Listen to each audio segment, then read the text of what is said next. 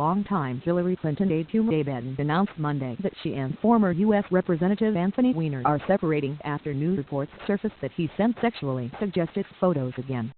"After long and painful consideration and work on my marriage, I have made the decision to separate from my husband. Anthony and I remain devoted to doing what is best for our son, who is the light of our life.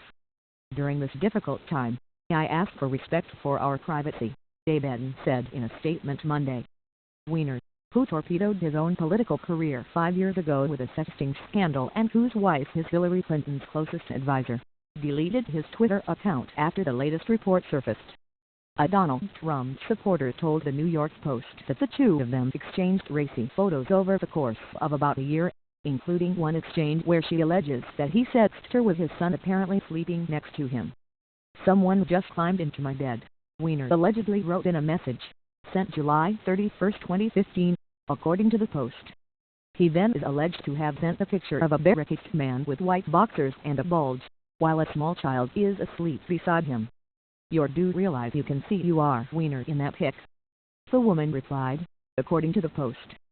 CNN has reached out to Weiner for comment.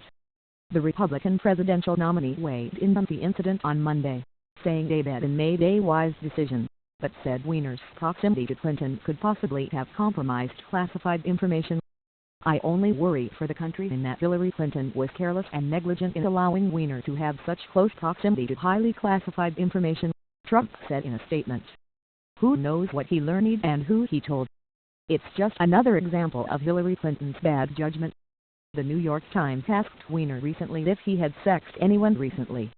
He deflected at the time, saying, "I'm not going to go down the path of talking about any of that," before changing the topic to Trump's. Meet Abedin, Hillary Clinton's right-hand woman. Photos published by the New York Post late Sunday show the man completely and others feature Weiner's face, but the photo of the boy has been partially blurred out, and the woman's face is blurred out in her photos. The Post, which did not completely identify the woman, said she provided 12 selfies from Weiner. The paper described her as a 40-something divorced woman from the West. Abedin and Weiner have been essentially separated for months, a close friend to Abedin said after she officially announced their separation on Monday. The clearest sign of this, Abedin had recently not been wearing a wedding ring, a fact that did not go unnoticed by people inside and around the Clinton campaign. Abedin has long been one of Clinton's closest aides, matched only by Cheryl Melton, her access and relationship with the woman who could be the next president.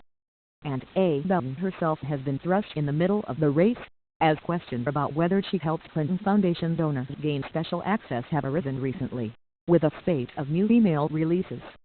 Abedin is Clinton's most well-known aide. While Clinton works the rope lean after events, Abedin is always close behind, and Clinton supporters regularly ask the aide for selfies with her, much like they do with the candidate. Weiner's relationship with Abedin is scrutinized during a recent documentary on his unsuccessful 2013 bid for a political comeback during the New York City mayoral primary. He resigned from Congress in 2011 after he accidentally posted a lewd photo of himself on his Twitter account. In the midst of Weiner's first sexting scandal, it became known that his wife was expecting their first child.